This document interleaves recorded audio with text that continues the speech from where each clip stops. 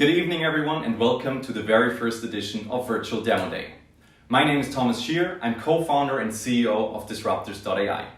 More than that, I will be your host tonight and guide you through our agenda. For those of you who are new to our community, here a little bit of context about what we're doing. With Disruptors, we're creating a data-driven startup generator, which means we're leveraging technology and human capital to craft personalized venture development programs for early-stage startup founders. But why are we doing this? We believe that talent is equally distributed, but opportunities are not. We believe that for every hyper-successful startup entrepreneur like Bill Gates or Elon Musk, there are thousands of others out there who are not able to realize their full potential due to a lack of access to capital, knowledge, or growth resources. So basically what we're doing is democratizing access to business opportunities. Our mission is to identify those hidden tech talents, supercharge them with guidance and knowledge through our 5-week remote programs, and connect them further within the international startup scene. So you can imagine Disruptors as a network of networks where key players from startup ecosystems around the globe are coming together to boost innovation jointly, no matter if they're sitting in Silicon Valley, Berlin, Tel Aviv, or elsewhere in the world. While doing this, our talent scouting activities are quite straightforward. We're directly sourcing talents from technical universities, coding schools, and entrepreneurship clubs around the globe to identify those hidden tech talents as early as possible, attract them into our programs, and help them transforming their projects into a real business. I think at this point it's super important to mention that we're not seeing ourselves as another startup accelerator, rather a startup generator. We want to provide prominent accelerators, VCs, and business angels with a constant deal flow of pre-validated startup leads. But let's talk practically. We kicked off our very first Disruptors program 5 weeks ago with 8 startups selected out of more than 300 startup applications that reached us from over 50 nations worldwide. All of them are working on truly disruptive technologies. With them together, we're rethinking venture development programs from scratch. That means instead of a one-size-fits-all approach, each of the teams was matched with individual program coaches who are bringing a specific skill set and domain expertise to the table to boost the growth of the teams. Throughout the 5 weeks program, the teams and the coaches have been working on a daily basis together on their projects to boost their innovation on 4 key topics: traction, pitching, leadership, and fundraising. You're probably now wondering how this looks like in reality. So please let me show you and watch this little recap video of our very first program week back in October. Welcome to this Disruptors kickoff for the October bootcamp. Now over to the most important people this evening, over to the startups. So hello everyone. My name is Talal. Sitting with me is Arthur, our CEO. This is Swapnil Barmasif, co-founder and CEO of Upraxis Capital. We are Wundr. I'm Sam, and these are my co-founders, Nick and Daniel. Okay, I'm Lisa from Suncrafter, and Suncrafter is powering micromobility with solar energy off the grid. My name is Alina. I'm the founder and CEO of Foxery. My name is Paula, and we are Taxel. My name is Emmanuel from Ispolink. Hi guys, I'm Dushyant Setia, CTO and co-founder at Citispotter Limited. And this is why we're here. This is what we're doing over the next 5 weeks, really helping those guys as good as we can, delivering them a personalized venture development program. So a big thank you for all of the outstanding personalities that I'm also seeing here in this Zoom call. It's less than 24 hours that I heard all about you guys and what you're trying to do. So it's all really fresh in my mind. I usually start with having a look at what is actually a startup and what makes a startup. You either have the potential to communicate noise or to communicate music. Basically, the entire idea between Lean Startup is to not burn money and not make things nobody wants. At the end, cash is king. This is my problem and this is how we solve it, and that's why it's better than the existing alternatives. And 90% of those others, they pivoted big time. They found that stories, when they're told well, are 22 times more memorable than facts. Like focus. Try to focus as much as possible. Yeah, big thumbs up for all of you with that. She inspires me every day. I mean, she has 2 children, started her own company. She's amazing. This is a good team building moment for you right now. I'm definitely I already know what I'm going to work on as soon as the phone call's over. So that's great. So you've already seen many different faces during this quick recap video, and it was just the first week within the program. So this is also one of the USPs here. We're building an exclusive pool of mentors, such as prominent investors, serial entrepreneurs, and corporate executives, who can share their knowledge with our cohort founders. So next to the daily coaching sessions, the teams can also access those program mentors within our Slack workspace on an ad hoc basis to ask specific questions. By now, we're working together with over 150 international coaches and mentors, and I think this is a great opportunity for me to say big thank you to all of you guys, because what we're doing wouldn't be possible without you.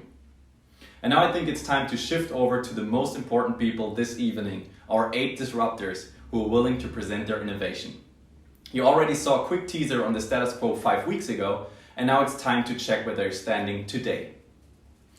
So the structure of the pitching sessions is as follows. Every team will have 5 minutes to present. After the first 4 teams, we'll do a little break to listen to our special guest, Alex Farcet, co-founder of Startupbootcamp and Rainmaking Innovation. We've talked earlier today about the future of impact innovation. Afterwards, we will listen to the 4 remaining pitches. Right after this event, you're very welcome to join us on Zoom to ask all of your questions to the teams directly. You find the link to Zoom in the description below and also in the Eventbrite email that we've sent earlier to you today. Please also note that you can find a link to a WISP form in the description where you can send us an introduction request at every point of time. Our team will then get you directly in touch with the cohort founders via email. So now let's kick off this event with the very first pitch of the evening. I would like to hand over the stage to Talal, founder of Alexandrya, who is joining us today from Munich, Germany. Talal, the stage is yours. Thank you, Thomas. It's a pleasure being here today. Hello there, my name is Talal Habib, and I'm the CEO and founder of Alexandrya.ai. Our company is based on the principle of Sir Francis Bacon, who famously wrote in Latin in the late 16th century, "Scientia potentia est," which basically translates to English, the English quote, "Knowledge is power." The problem. There is a study of McKinsey which states that a knowledge worker searches on average 10 hours a week for information and documents. 49% of those knowledge workers have problems finding the right documents, and 33% are struggling with the different document versions. All caused by the fact that existing knowledge tools don't offer accurate results and are very time-consuming to maintain. Our solution. To speak frank, we don't do much, but what we do really well is to make company data smarter. We offer an automated keyword extractor supercharged by AI, basically to make companies' CRM system like SharePoint or Salesforce smarter. On top of that, we offer a very Google-like semantic search technology and interface. For those who want to go even further into the data, we provide an interactive 3D model to explore total new ways, faster and more effectively. Display, you see, that visual 3D model of data, in this case of the past 10 years of BMW compared to Daimler, all based on their annual reports.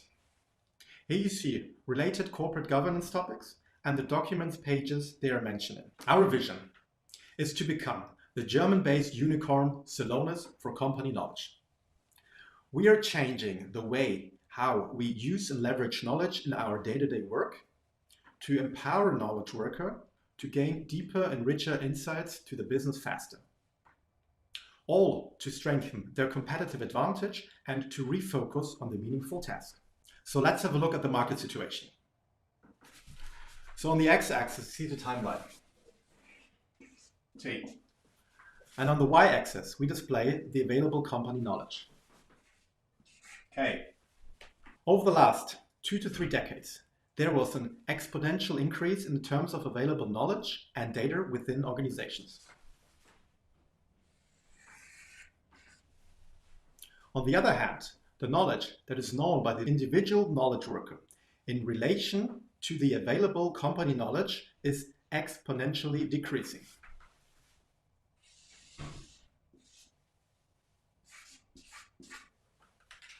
So basically, what we do at Alexandrya is we are closing that knowledge gap that is exponentially increasing over the years and to make knowledge more accessible.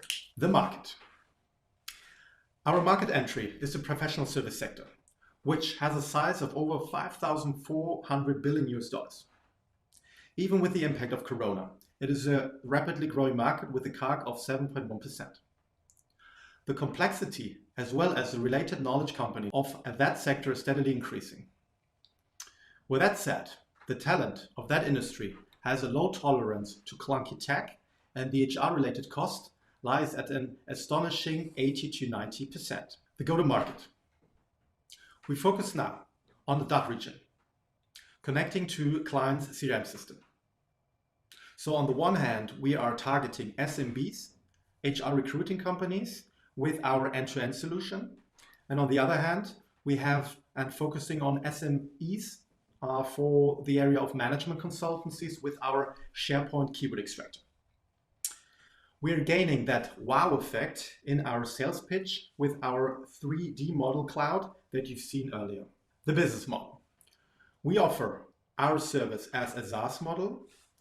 We enable a 14-day free trial, and we have different packages of search quotas and features a month. Our clients.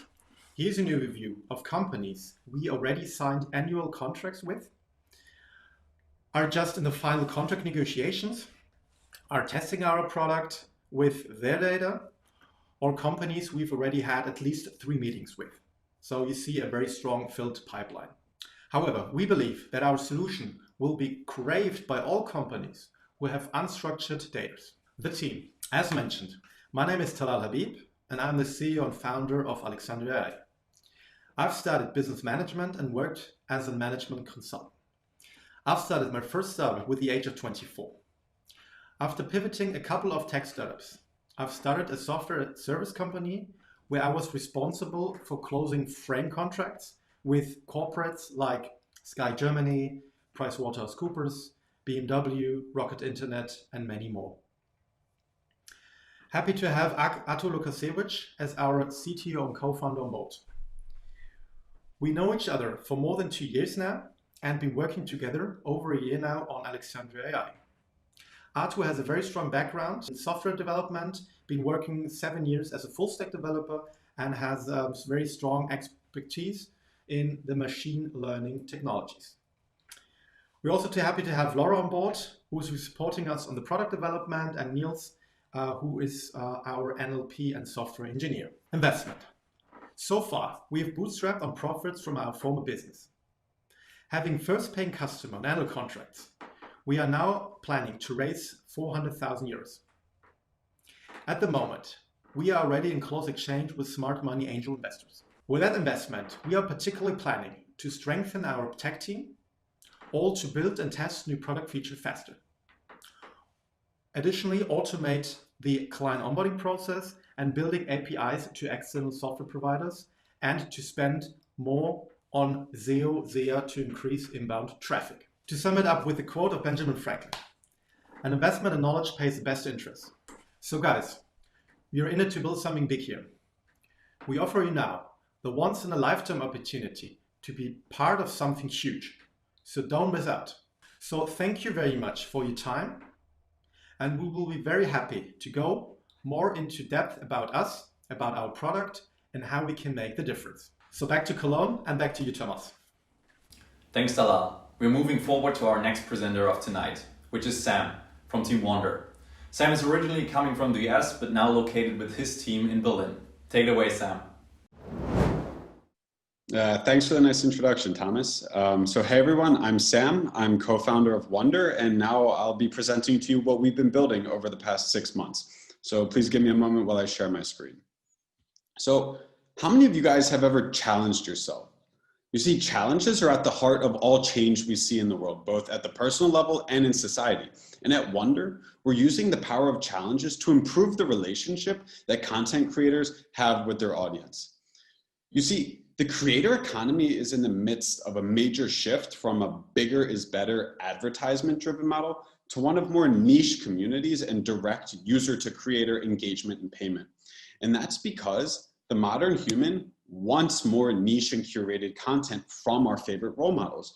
And we're not getting this from the social media giants today. We're overserved by one-size-fits-all content whose main benefit is to entertain us rather than improve us. And we want entertainment, but we don't want to pay for it because we basically already get all our entertainment for free. But what we do want to pay for is an authentic solution to our own problems and reliable access to the people who can give that to us.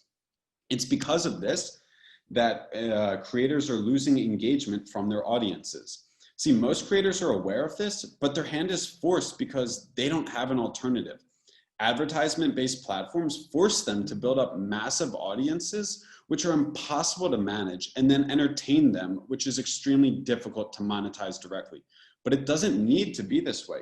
Today, creators can effectively make a lot more money off way fewer fans, but they lack an effective platform that allows them to directly monetize their audience. In order to solve this at Wundr, we're creating a platform that allows Instagram creators to create challenges for their audience and charge them money to join. Well, why challenges? Because it makes the user's end results the product itself. You see, people are naturally more willing to spend money on themselves, and creators can convert then their Instagram following into paying customers by creating challenges for them and then doing these challenges with them. These challenges can be a 30-day fitness routine, a 90-day diet. Really, the possibilities are endless. And the style of creation, chats, posts, stories, live streams, is already the same thing that they're already doing on Instagram. So there's really no extra creation effort needed. Plus, we give them the extra tools needed to create an intimate community on their own. Wundr, it's not a competitor to Instagram or these other big platforms, but rather it's a tool or a plugin to them, which provides an improved experience for both sides, the creators and the consumers. Creators and brands will capitalize on this and discover that passions are far more valuable an asset than they've previously recognized. And some already are. Look at Kayla Itsigns, the fitness trainer who leveraged her Instagram following to build her own platform, Sweat, which provides home workout challenges for women and is now valued at $485 million. Even major brands like Nike and Adidas are doing the same with their own platforms. It's a huge opportunity for big companies to position their products as the reason for their customers' personal improvement.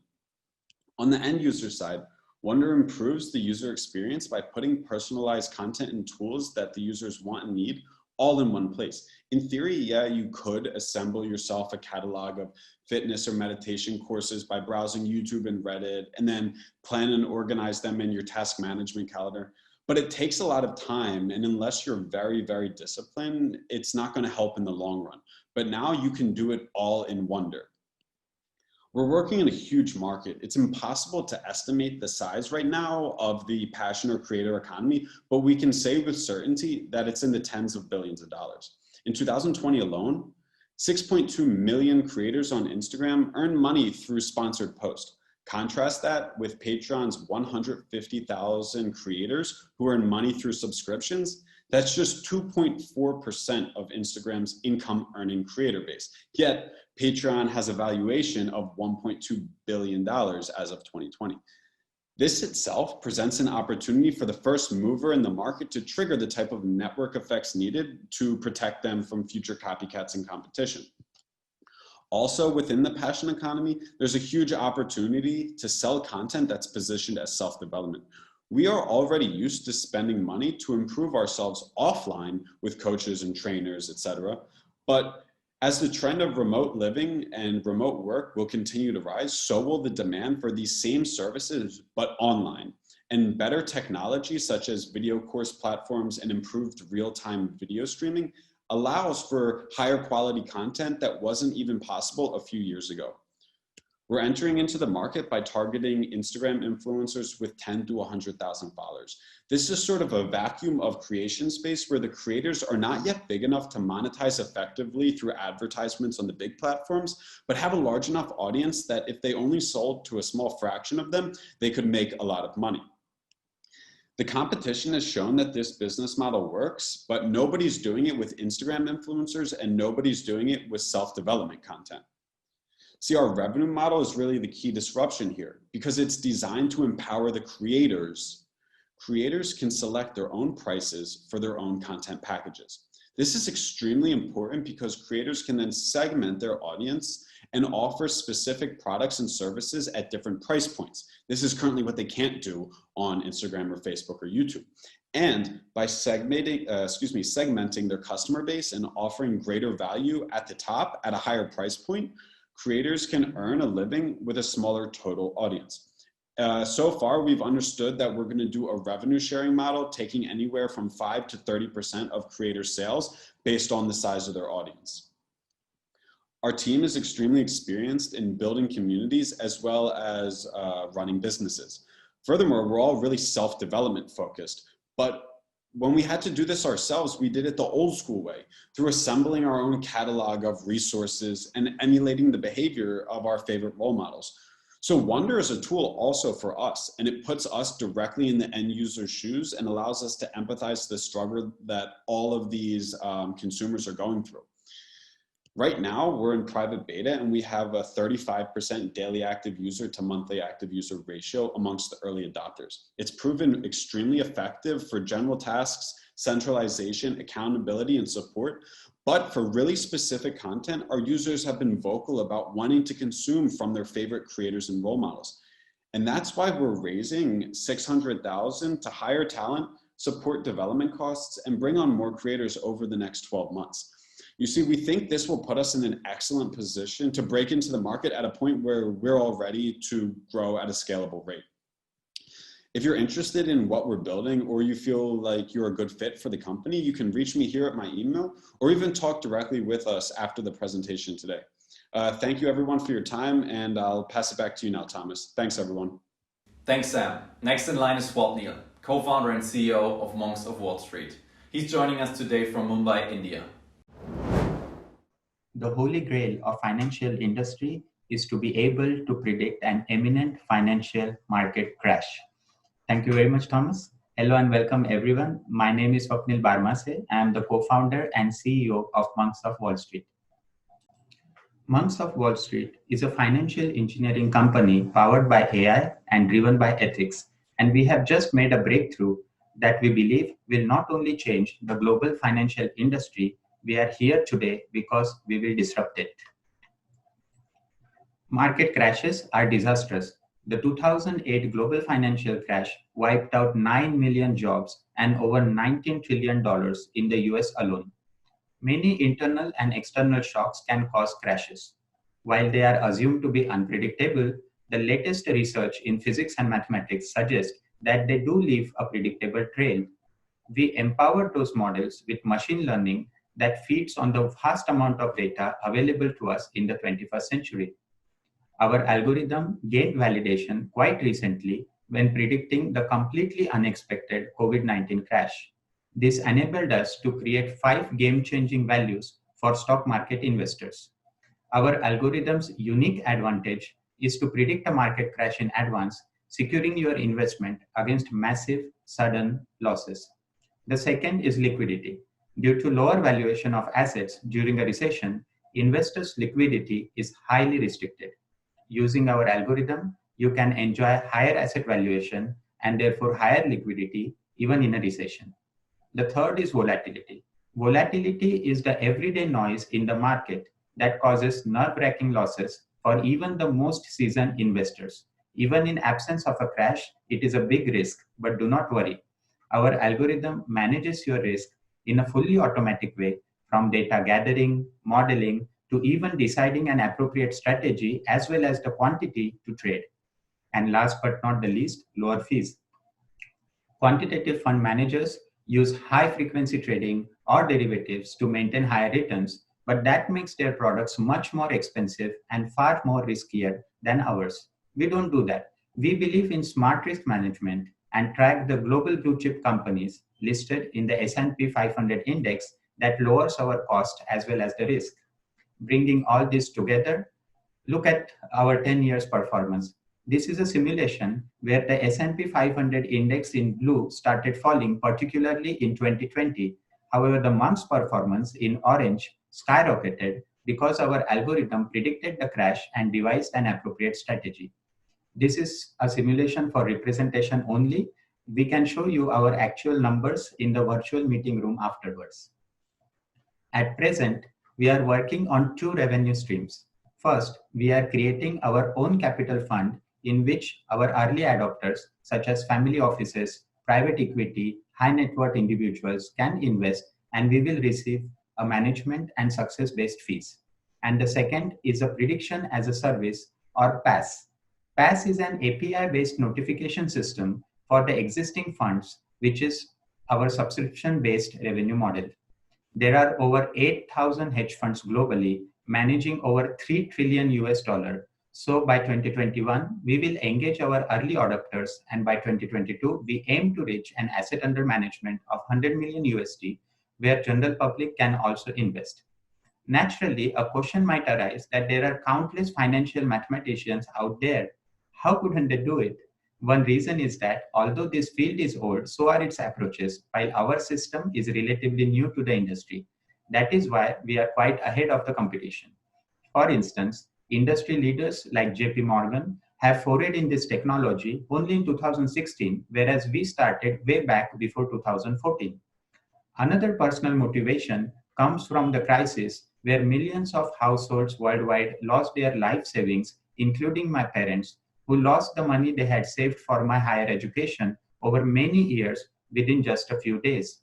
During that turmoil, I decided to devote my career to understanding these financial crashes. Fortunately, with a strong mathematical background and a dream, I received scholarship to study abroad. Now let me introduce you to the monks of Wall Street.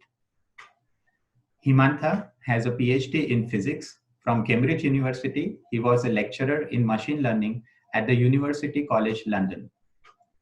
Joaquim and Leo are our financial engineering experts, and both are currently completing their PhD at the Columbia University, New York. Golf and Pulkit are our data and computer scientists.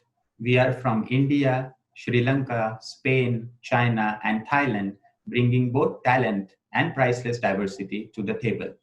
I completed my master's degree and an award-winning PhD in management from IESE Barcelona, one of the world's leading business schools. Since then, I wrote several academic papers on crash detection and built my research team. And we don't use the term monk lightly. This is a picture with my parents after successfully defending my doctoral dissertation at IESE Barcelona, which is also when I left the academia's comfortable life to become an actual Buddhist monk. I trained in some of the world's most underprivileged communities, particularly in India, called as scheduled caste and tribes. Some of my co-founders were also monks and shared the vision of compassion. In the last 2 years, we have established an NGO called Forest Vihara Foundation, and we plan to leverage our revenues and our network to stimulate an ecosystem of education and economic empowerment within our communities. So join us not only in adopting our technology, but also in embracing our mission of transforming the financial sector into an oasis for healing broken people, communities, and ecosystem. Let us spread the idea of monks of Wall Street. Thank you very much, Thomas. Over to you. Thank you very much, Neil. And over to Lisa, co-founder and CEO of Team Suncrafter, one of our hardware teams coming from Berlin. Lisa, over to you. Thank you, Thomas. In the last few years, there has been a huge hype around micro-mobility. Major players such as Google and Uber have pumped billions into the sector. Because micro-mobility has so much potential, and it could make our cities a much cleaner, quieter, greener, and more pleasant space. But it just doesn't work yet. For the clean mobility transition to truly work, electricity needs to be accessible throughout the city. And this is what we do at Suncrafter. When I walk through Berlin today, I see e-scooters tossed around recklessly. Maybe you know similar scenes in your home city. By now, people even say that they hate them. The acceptance level is brought down further by the inefficient, expensive, and unsustainable way of charging. Over 50% of cost and emissions in an e-scooter's life cycle go to the account of charging. No wonder seeing that they are mainly picked up by diesel trucks. So the problem are not the e-scooters, but the lack of infrastructure for them. When we look at auto e-mobility as a reference, we easily understand that parking and charging infrastructure is vital. While the same is true for micro e-mobility. To work, it needs a very dense and decentralized infrastructure. You as the user want to be able to drop off and pick up the scooter at basically every other corner in this entire city. For this, we cannot rely on grid-connected charging. The process to install the connection is too slow and expensive. Our competitors are literally tied back by the grid and prevented from scaling. Suncrafter cuts bureaucracy, time and cost by skipping the grid connection and going entirely solar powered. The city hub units are modular and they can be ramped up in size and electrical capacity. They can dock and charge every form of light electric vehicle from e-scooter to e-moped. Thinking further, a network of off-grid micro hubs throughout the city opens up baffling opportunities for added value. Some options are environmental sensoring, Wi-Fi, or serving as an emergency power system even. Going grid independent is what makes our stations very agile. They can be deployed in no time without requiring any installation work. Because they are semi-stationary, they can be moved to wherever is most beneficial for users or citizens after a while. The city apps also stand as a visual and functional symbol for the sustainable mobility transition. The business opportunity lays in driving down the cost of charging. Sharing providers can replace the majority of their complex and costly charging operations with our lean system of charging while docking. This allows them to reduce charging costs by 20%, which increases the profitability per ride by 9%. Plus, they get to reduce their carbon footprint further. Cities are urgently looking for solutions to deal with the splurge of micromobility which has swept in. We want to collaborate closely with them so they can gain back control over the situation without being forced to over-regulate the sector. The city hubs support local authorities by cleaning up the mess, facilitating multimodal transport, and ensuring service in outer city districts as well. A good infrastructure will lead to more acceptance, which will in turn unlock new target groups for micro e-mobility. We will run the business mainly with a product as a service model, billing the kilowatt hour to the micromobility provider. There will be some white label sales also. Revenue sharing with the municipality is possible. Once a city is deploying our infrastructure, there will be little incentive to change to a different solution. We create a network effect. By enabling features such as advertising or smart services, we can create additional revenue streams. McKinsey estimates the micromobility market to be $150 billion today and growing more than 15% annually. Charging operations are the largest single cost segment in it. When assuming a market share of 30% and reducing current charging operation expenses by 20%, our annually obtainable market volume exceeds 14 million euro with the current fleet sizes in Germany already.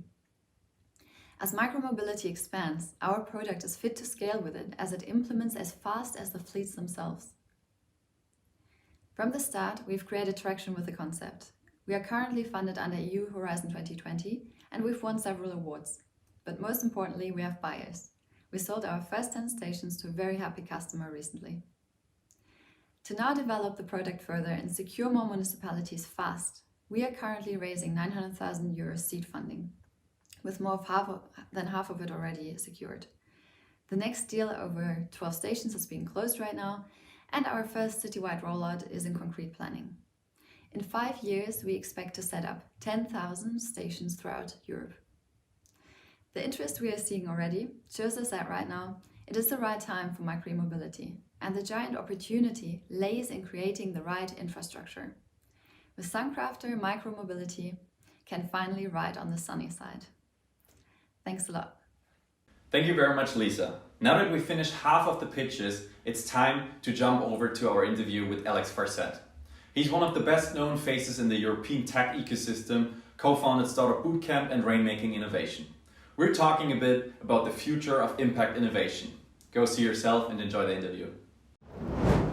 Good evening, Alex, and thank you for joining this talk. We're super excited to hear your thoughts on some of the trends we're seeing right now in the European tech ecosystem, especially related, of course, to the pandemic right now. So while we're having this call, millions of people across Europe are under a second COVID-19 related lockdown of some sort. And it became very clear, I think, that the pandemic will remain at least for the next year. So maybe in the context of the business world, we're witnessing some major pandemic related changes occurring, virtual replacing physical, how companies engage with their customers, and many more. So my first question would be, and I'm super curious to hear your thoughts on this, what are the upcoming trends due to COVID, and how do you think this pandemic will reshape the European tech ecosystem? Do you think, for example, that recent graduates who are not finding their desired first job and are also not able to travel the world right now are more likely to choose entrepreneurship right now and start their own company? Yeah, I mean, there's no question that in the periods following a crisis, there's actually a boom in innovation entrepreneurship because people somehow, maybe their definition of risk changes and they just go, look, I'll go for it because I might as well. You know, I'm not finding the regular job at the big companies. So I think over time, it's probably a good thing. In the short term, so I think the first thing with the COVID crisis is, you know, everybody sort of shut down in the beginning because, you know, nobody knew what would be the impact. And it's very clear how unevenly the crisis has hit companies. Even this morning, I was talking to a company, you know, kind of logistics company, where within that company, you know, some divisions were doing extraordinarily well and others got hit very badly. So there's no blanket statement around what the impact is. One thing that's positive is how crises like these kind of force our hand to innovate and implement so much quicker than we usually do. I'll give you an example. I'm talking to a health system in the US where they had 4% telehealth, you know, telemedicine consultation going on before the crisis. Then it went up to 80%, and now it's settled at 40%.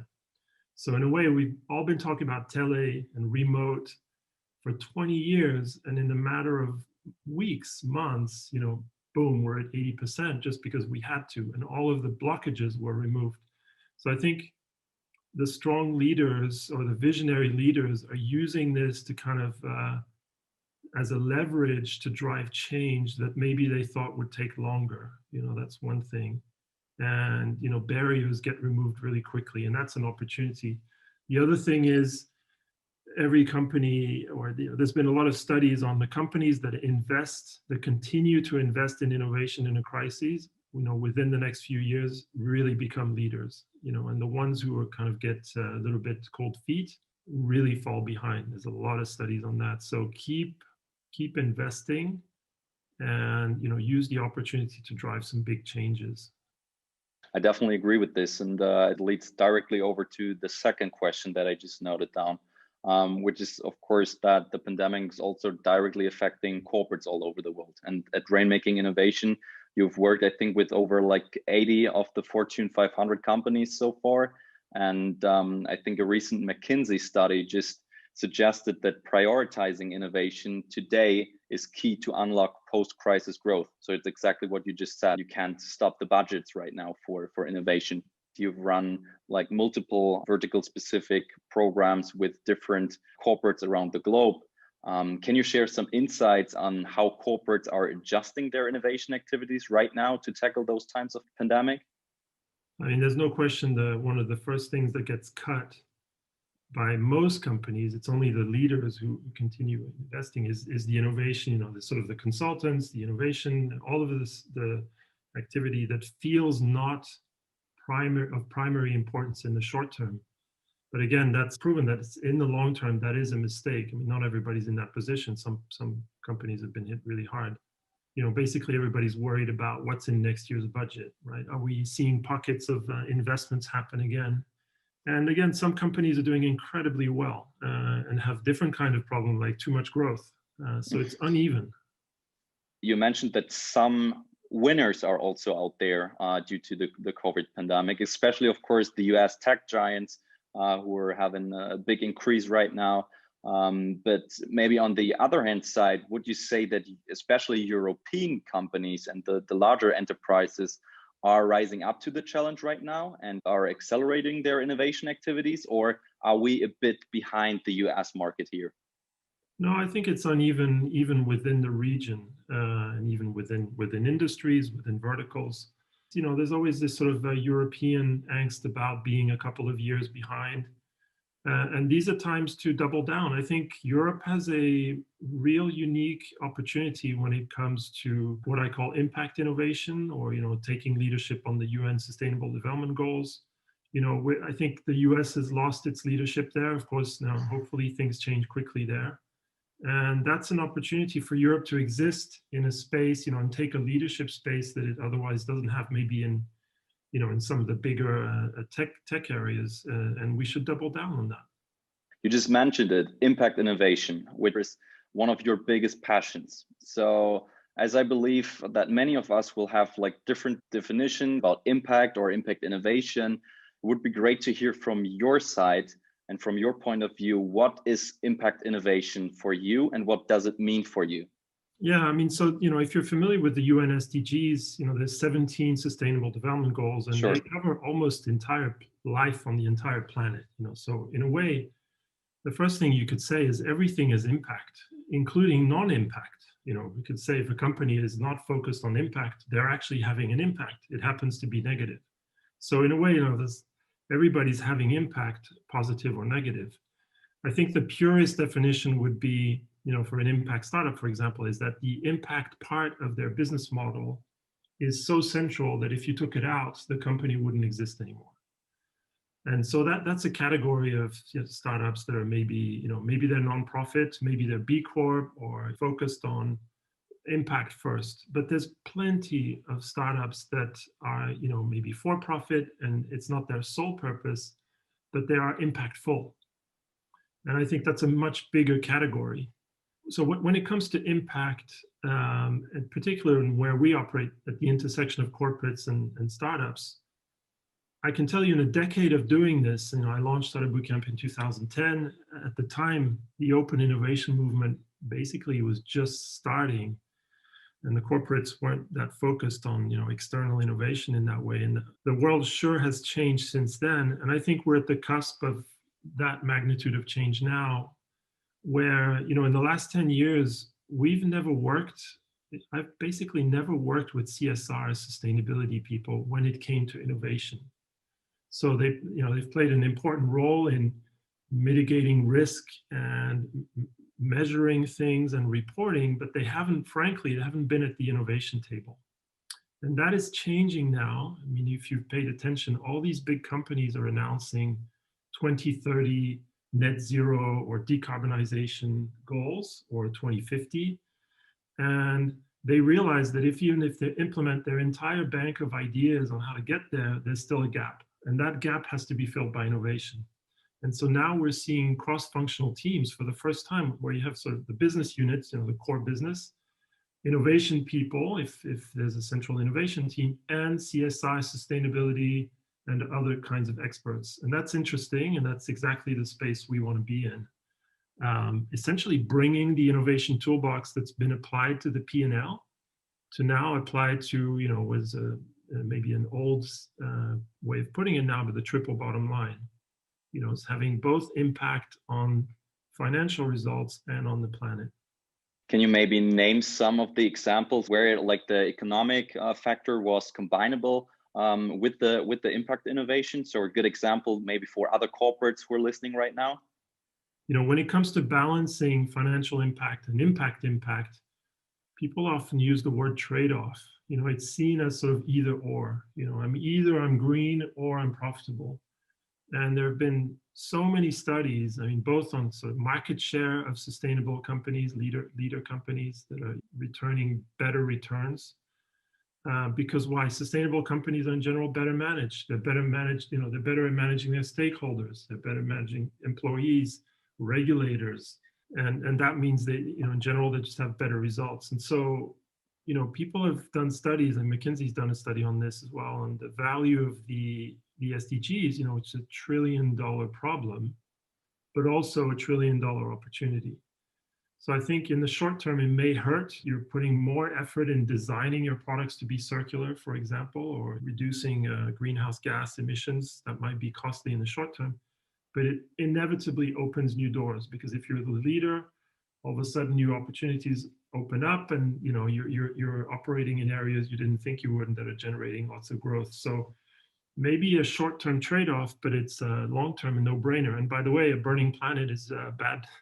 It's a bad business model for everyone, and I think that's why there's now a quarter of all assets under management $20+ trillion are ESG branded, because the investors have, funnily enough, the money is this, is putting pressure and saying, guys, this isn't sustainable. If climate change is bad for business, you need to fix what you're doing so that we can maintain our returns. And that's one pressure from one side, and of course there's new employee generation and regulators and others, but that's a big one.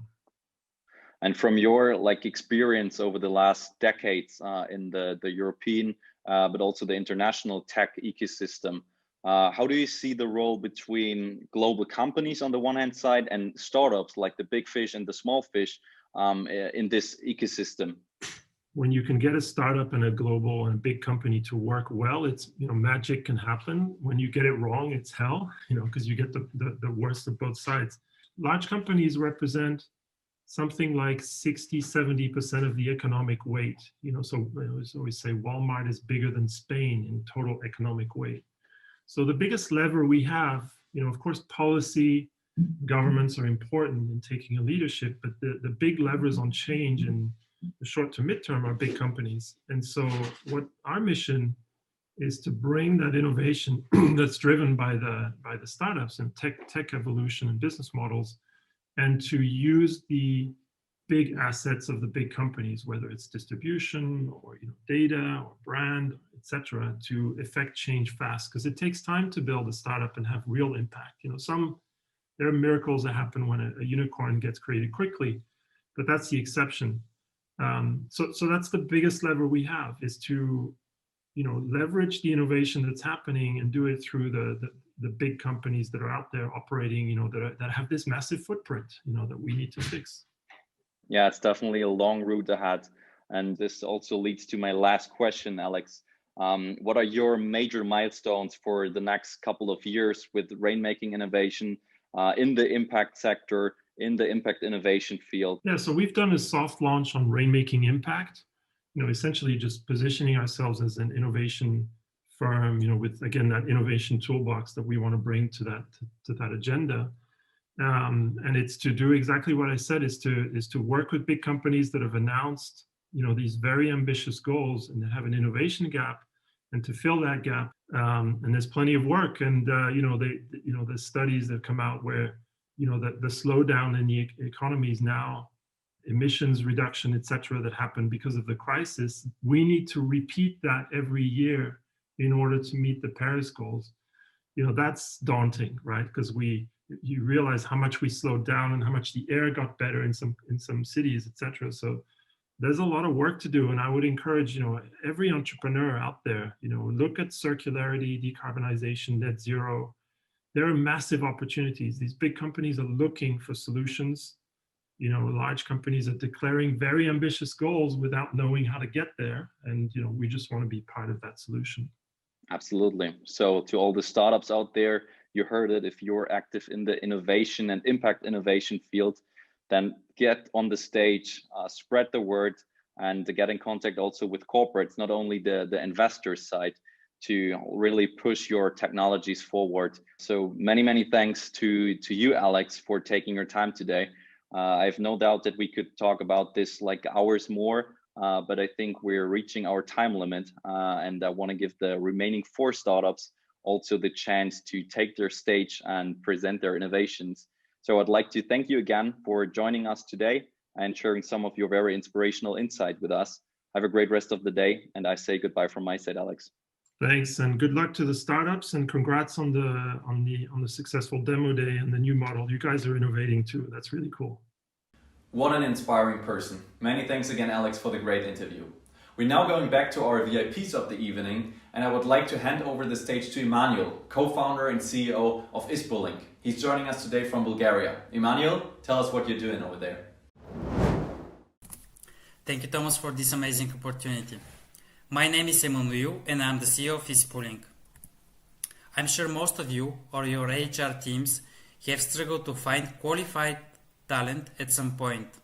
Personally, I have experienced this many times when looking for a job, and this is really not surprising.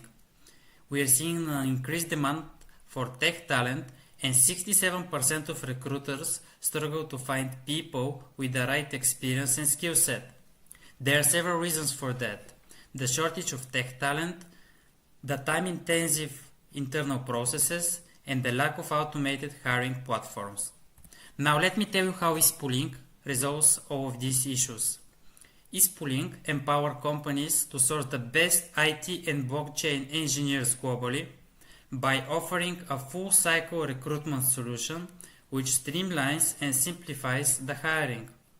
As a result, companies are able to focus on the important work, and this ultimately leads to improved communication and decision making. The ICT sector employs 55 million globally, and this number is expected to grow to 63 in the next 3 years. In Europe alone, there are more than 6 million developers, of which 20% change jobs on an annual basis. Now I'm going to showcase our product demo. Here you're seeing the login process. And these are the accepted offers, the current vacancies, the company crypto wallet, the latest messages and notifications. Here we have an overview of the job postings. In this section we have our key feature, sourcing with AI. So we are looking for iOS developer. The candidates here are ranged based on the level of compatibility, and in our case we have 95% match rate. We are adding this candidate, and then he goes to the hiring dashboard. We can see him in the screen section. With drag and drop, super easy, the recruiter can specify the salary, make an attachment, and send the offer. Once accepted, the candidate goes to the hired section. So how do we make money? We are adopting software as a service solution with monthly and annual subscription packages. So companies can opt in for the services they want to use and can start hiring in no time. In terms of users, we are going to collaborate with IT universities, blockchain associations, and developer communities by sponsoring and organizing tech events and hackathons. When it comes to clients, we will leverage our network to attract international blockchain firms and SMEs from various industries, which will help us to gain exposure and market credibility. Here is an overview of the competitive landscape. So Ispolink differentiates with key features like sourcing with AI, the crypto ecosystem, and the level of compatibility which I just showed you. Now I'm going to deep dive into our competitive advantages. We use NLP for CV analysis. We leverage internal AI-powered algorithms to match-make businesses with best-to-fit talent based on their tech stack, education, and experience. And also, we develop modules to evaluate the interpersonal skills to ensure good cultural fit. We also have automated CV screening and best-of-class UI. Ispolink is the first recruitment platform to integrate crypto ecosystem into its business offering. This is a massive game changer because it will help us to scale the platform globally and attract the very best talent out there. So we've managed to create great traction around our product, and we have more than 30,000 people around the globe. Some of our prominent partners are Matic, a blockchain firm, Junior Enterprises Europe, Besco, and I'm happy to announce with you that we recently signed a partnership agreement with Ironhack, the largest IT school in Europe. We are looking for 300,000 funding, which will help us to accelerate our development and the introduction of new platform features. Additionally, the funds will be used to develop a sales team which is going to focus on key European markets such as UK, Germany, and France. So we are a strong tech team of 6 with domain expertise in the IT and the blockchain field. We understand very well the opportunities and the challenges that exist. I've graduated the University of Sheffield and have business background working for blockchain startups. On the other hand, Nikolai is a seasoned engineer with 6 years of experience who previously worked for SAP. I firmly believe that we have the necessary motivation, know-how, and capacity to turn Ispolink into a leading market player. So if you are interested in what we do, or you know someone from your network that is curious to know more, reach out to me over LinkedIn. And to those listening now, let's talk in the side rooms after the event. Thank you very much. Many thanks, Emmanuel, and over to one of our Cambridge-based startups called Citispotter. Pallav, it's your turn. Hello everyone, my name is Pallav Sethia. I'm the CEO and co-founder of Citispotter. Before starting my presentation, I would like to thank Thomas, Alan, and all the mentors involved in the program for this opportunity and extensive support they have provided till now. We are a Cambridge-based startup developing AI-driven end-to-end content analysis solutions for digital media and online platforms. Do you know more than 90% of advertisers and brands are now afraid of appearing next to harmful content, leading to loss of millions of dollars to content publishing industry? With Facebook losing close to $70 billion in just ad revenues because it couldn't remove harmful content from its platform, shows exactly how big the problem content publishing industry is facing right now. However, the real problem is the lack of control on the content itself. The digital media companies and online platforms are facing a major challenge in the form of a lack of control on the content being generated or shared across their platforms. Additionally, the demand for brands to create more content and engage with their customers on a daily basis is increasing. Many of them are faced with problems of negative, unengaging, and damaging content being generated in their communication channels, which leads to loss of millions in sales and revenues. At the same time, online platforms are facing content regulations with stiff fines and penalties and increasing burden of content moderation costs.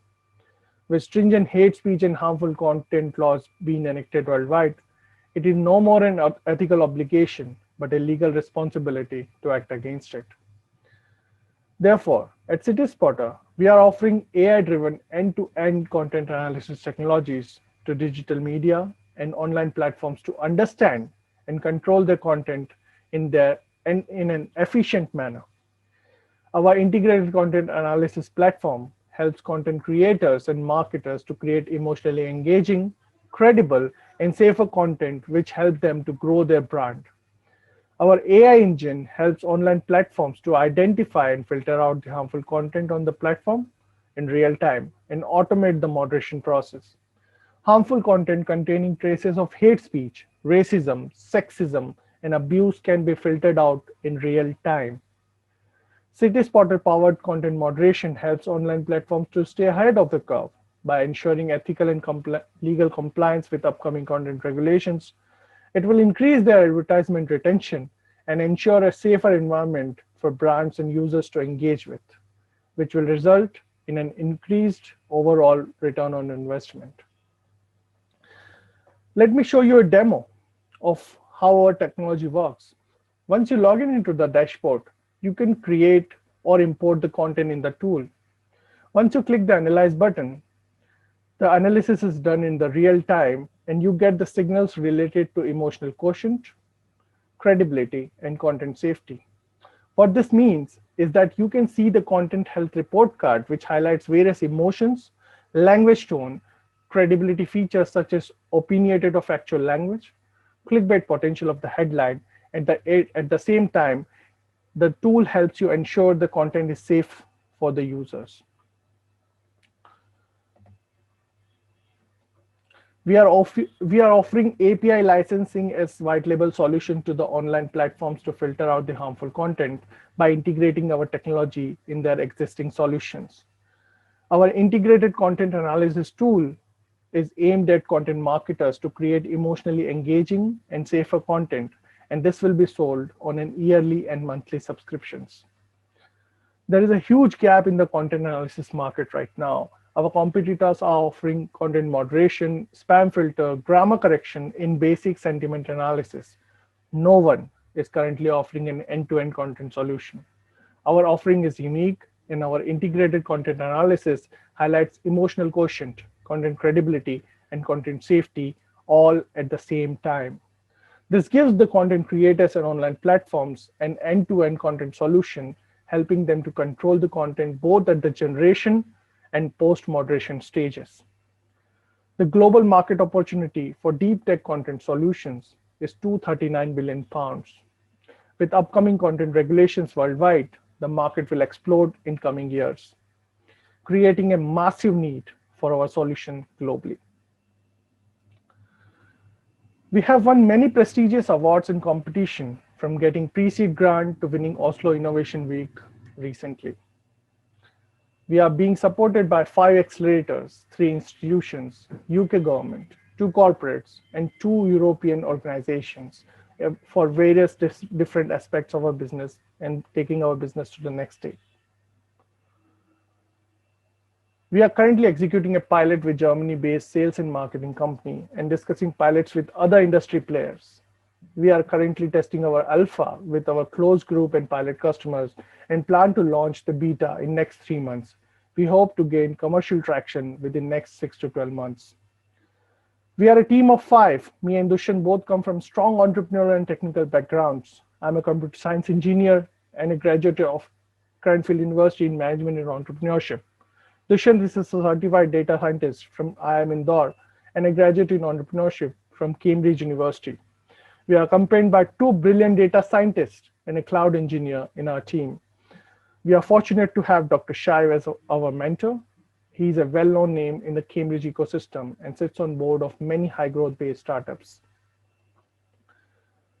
We are raising £1 million. We have developed our MVP and are executing pilots with the industry players. We are raising the pre-seed round to put together a strong commercial and technical team and rolling out an industry-ready scalable product in the market. Thank you for your attention. If you want to know more about us, please connect us in the chat or reach out to us via LinkedIn. Thank you very much. Very, very interesting technology, Pallav. Many, many thanks for the pitch. Next up is Paula, co-founder and CEO of Taxel, also a hardware team from Berlin. Paula, take it away. Thank you, Thomas, and hello, everyone. My name is Paula Erhardt. I am a co-founder and CEO of Taxel. We make surfaces smart. Today, over 27 million people in Germany are working from home due to the nationwide lockdown. That's over 60% of all employees. COVID-19 has blurred the lines between a working and living environment.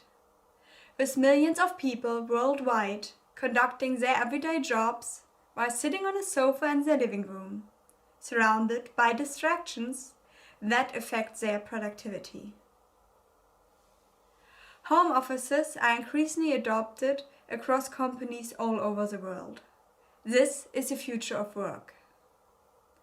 At Taxel, it is our mission to develop a solution which transforms every surrounding, whether that is an office or a living room, into a fully customizable environment.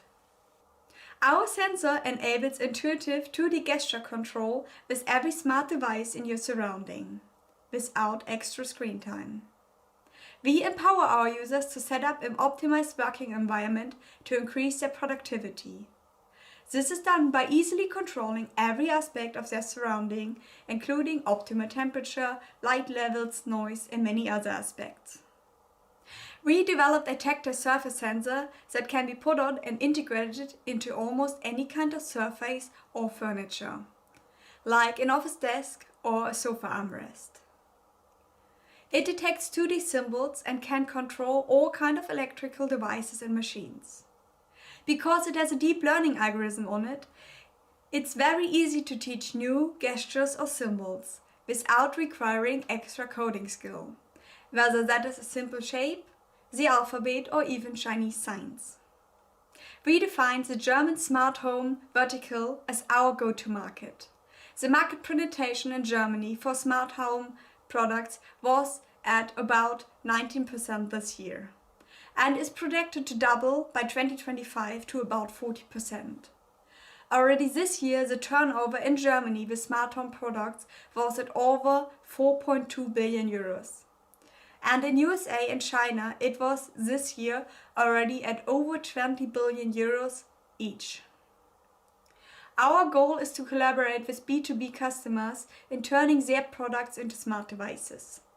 Think about furniture companies interested in turning their ordinary wood chair into smart IoT devices. Obviously, there are many players in the market. However, most of this is competition by technology. Smart devices can be controlled via smartphones, voice control, switches and buttons. However, our sensor technology is unique in its ability to be integrated into almost any kind of surface, and it can work in noisy environments. Additionally, our sensor does not need to have an internet connection and can be operated completely offline, which means we offer our customers data protection. In the recent months, we've reached some great milestones. We won the second place for the best startup at the Smart Home Deutschland Award 2020. We have a working MVP in place. We are in pilot discussion with 2 big OEMs and multiple other companies. And our technology research publications have received external validations. As to our business model, we focus on establishing strong B2B customer relationships. We will have revenue by sales, however, we also plan to offer our customers additional layers of functionality, analytics, and gesture recognition abilities. To develop this technology, we've built a strong and diverse team. I'm Paula Erhardt, I'm the CEO and an electrical and business engineer. Before founding the company, I was working a couple of years at Bosch in the technical sales. Florian is our communication specialist and responsible for marketing and external communication. He has worked in a Berlin startup beforehand. Silvan studied physics and is working as a software developer since then, before joining Taxel as a CTO. He's also my husband. Shivananda Neumann is an embedded system engineer, a real genius when it comes to hardware design. In order to finance the development of our sensor and grow our team, we are currently raising 300,000 euros with the goal of closing the round by Q1 2021. The investments will give us an 18-month runtime and will bring us to the first small series on the market. We are seeking for smart capital from experienced investors with a background within the hardware space. We are Taxel and we make surfaces smart. Thank you for joining this event. I welcome you to join our room after this session to learn more about our technology. Thank you and have a great evening.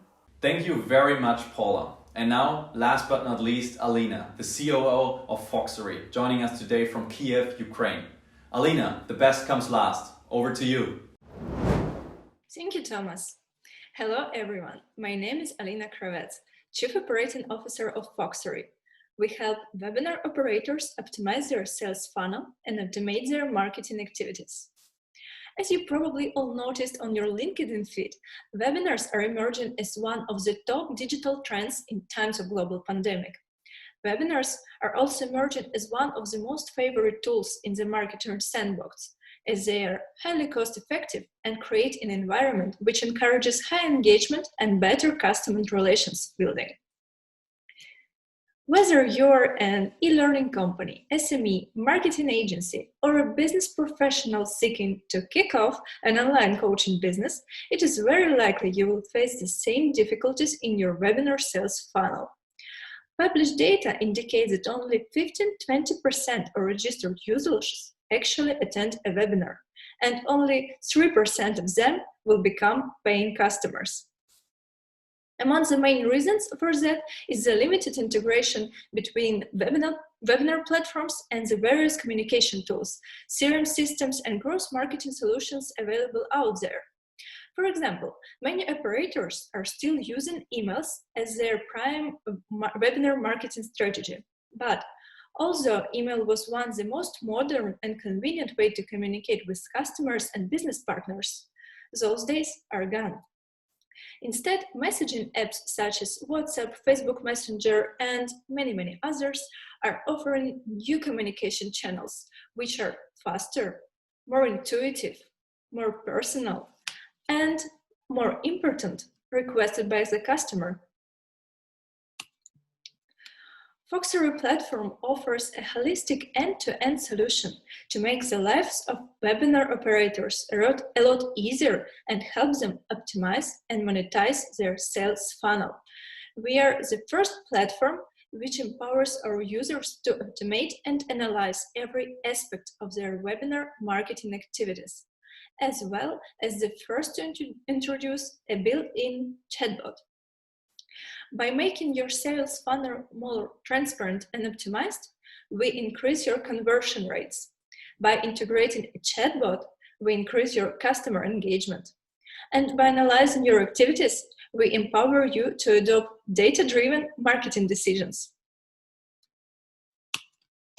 A great example will be PhotoStudy, an online education platform for amateur photographers. The company was generating high-quality video content as a marketing tool to attract new clients, but noticed that their conversion rates are low.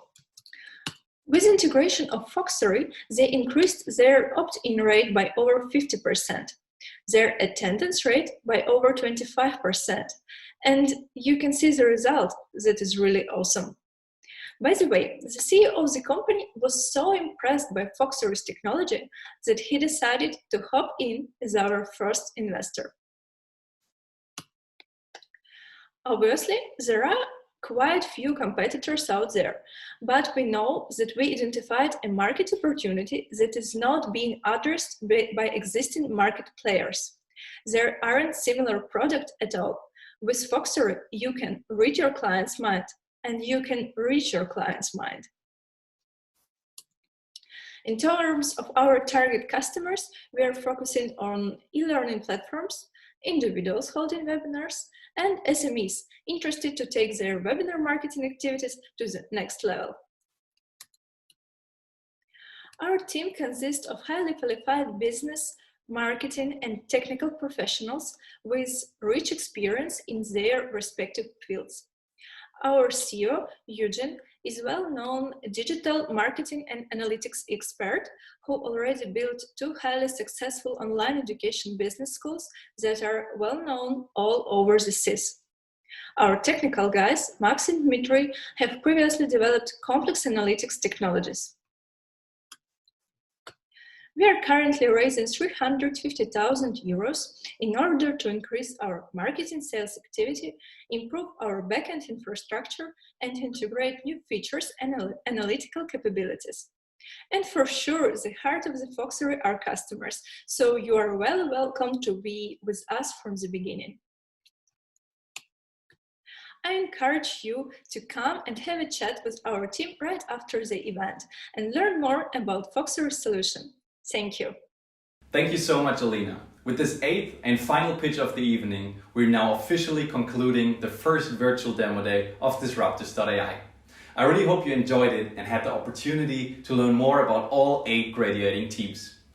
I would welcome you now to join us on Zoom right after this broadcasting, where all of the founders are waiting to meet you in person and learn more about you, but also to answer all of your questions that you may have in a more personal setting. To access the Zoom meeting, simply click on the link that you will find below in the description or in your Eventbrite emails.